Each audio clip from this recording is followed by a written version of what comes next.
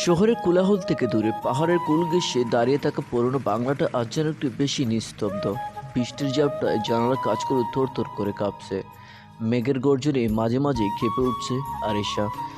সে এই বাংলোতে একাই থাকে, তার বাবা মা কাজের সূত্রে বিদেশে থাকে। আরিশা যখন ড্রয়িং রুমে বসে কফি খাচ্ছিল, ঠিক তখন কলিং বেলটা বেজে উঠলো। এই মাঝরাতে কে হতে পারে?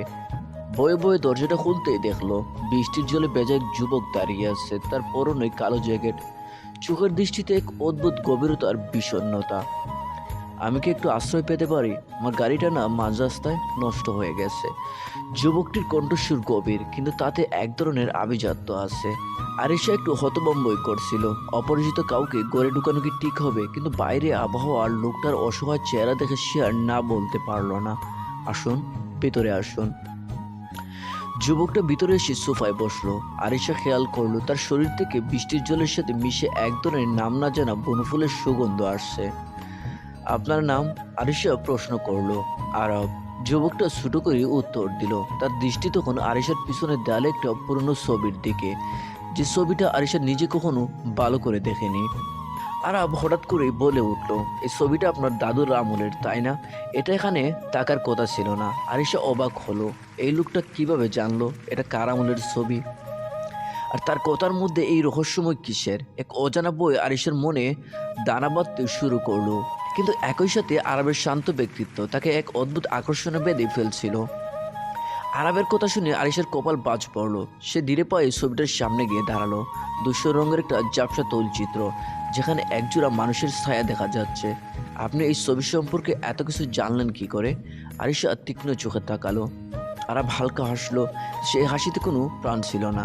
সে পকেট থেকে একটা পুরনো রুমাল বের করে তার হাত মুছতে মুছতে বলে, কিছু কিছু জিনিস জানলে ভয় বাড়ে আরিশা।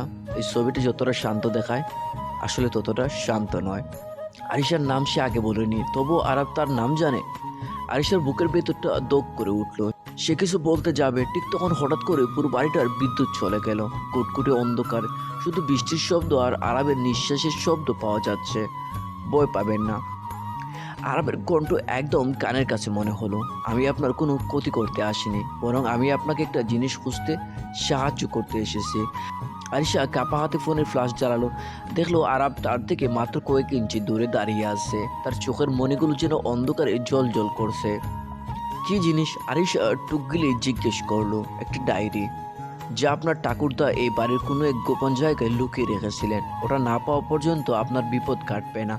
আরিশা কিছুটা বিভ্রান্ত। সে ছোটবেলা থেকে এই বাড়িতে বড় হয়েছে, কিন্তু কোনোদিন কোনো গোপন ডায়েরির কথা শুনেনি। কিন্তু গত কয়েকদিন ধরে সে রাতে সিঁড়িতে কারোর হাঁটার শব্দ শুনতে পায়, জানার বাইরে ছায়া দেখতে পায়। সেগুলো কি তবে এই ডায়েরির সাথে সম্পর্কিত? আরব আরিশার হাত ধরলো। তার হাতটা বরফের মতো ঠান্ডা। চলুন, আজ রাতে আমাদের সেই লুকানো কোডটা খুঁজে বের করতে হবে। সময় খুব কম। আরিশা কেন জানি আরবকে অবিশ্বাস করতে পারলো না। এক অদ্ভুত মায়া আর ভয় মিলেমিশে তাকে আরবের পিছু নিতে বাধ্য করলো। তারা দুজন অন্ধকারের করিডোর দিয়ে হাঁটতে শুরু করলো। সিঁড়ির ঠিক নিচে একটা পুরনো কাঠের আলমারি, যেটার পিছনে একটা ছোট দরজা আগে কখনো আরিশার চোখে পড়েনি।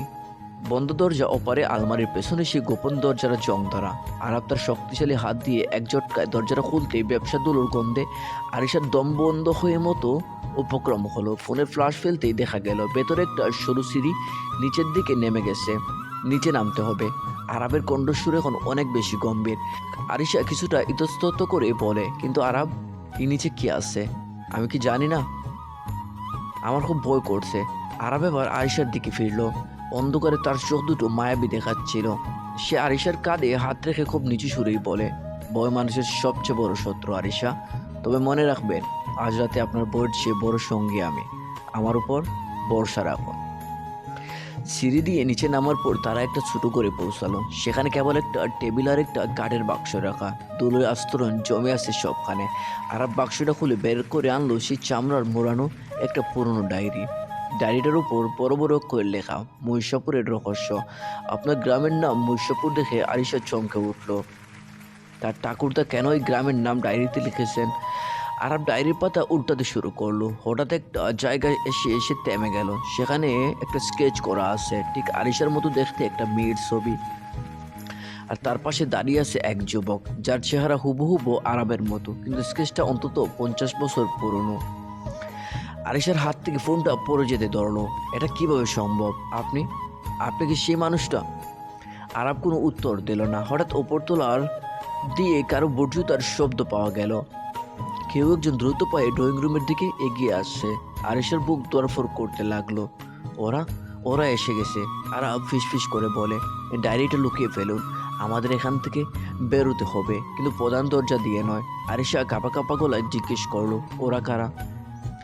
আরাব আরিশার খুব কাছে এসেই কপালে হাত রাখলো। এক অদ্ভুত প্রশান্তি আরিশের শরীর দিয়ে বয়ে গেল। সে অনুভব করলো আরাব তাকে বাঁচাতে চায়, কিন্তু তার নিজের পরিচয় এখন সবচেয়ে বড় প্রশ্ন।